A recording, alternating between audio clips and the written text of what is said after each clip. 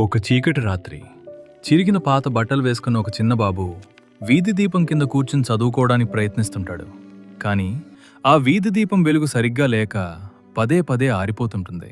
బాబు తన దగ్గరున్న చిన్న పుస్తకాన్ని చదవలేక కళ్ళు తుడుచుకుంటూ ఏడుస్తుంటాడు. అప్పుడే ఆకాశం నుండి ఒక మెరిసే బంగారు మినుగురు పురుగు బాబు దగ్గరకు వచ్చి తన ఒంటి వెలుగుతో పుస్తకాన్ని చూపించడానికి ప్రయత్నిస్తుంది. కానీ ఆకలి నిద్రలేమితో విసుగు చెందిన బాబు, నీ చిన్న వెలుగు నాకేం సరిపోదు, వెళ్ళిపో అని ఆ మినుగురు పురుగును చేత్తో కొట్టి తరిమేస్తాడు.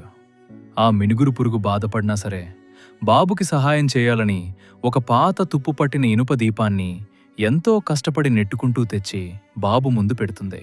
బాబు కోపంతో ఆ దీపాన్ని కూడా పక్కకు విసిరేస్తాడు. అప్పుడు ఆ మినుగురు పురుగు తన కళ్ళ నుండి కన్నీరు కార్చుతూ ఆ పాత దీపంపై వాలుతుంది. ఆ కన్నీటి చుక్కలు దీపంపై పడగానే ఆ పాత ఇనుప దీపం ఒక్కసారిగా మెరిసే మాయా దీపంగా మారి సూర్యుడిలాంటి వెలుగునిస్తుంది. ఆ వెలుగు నుండి అద్భుతంగా ఒక మాయా చెట్టు మొలుస్తుంది. ఆ చెట్టు కొమ్మలకు పండ్లకు బదులుగా రంగురంగుల పెన్సిళ్లు, కొత్త పుస్తకాలు మరియు రుచికరమైన చాక్లెట్లు వేలాడుతూ ఉంటాయి. బాబు ఆశ్చర్యపోయి ఎంతో సంతోషంగా ఆ వస్తువులను ఏరుకుంటాడు.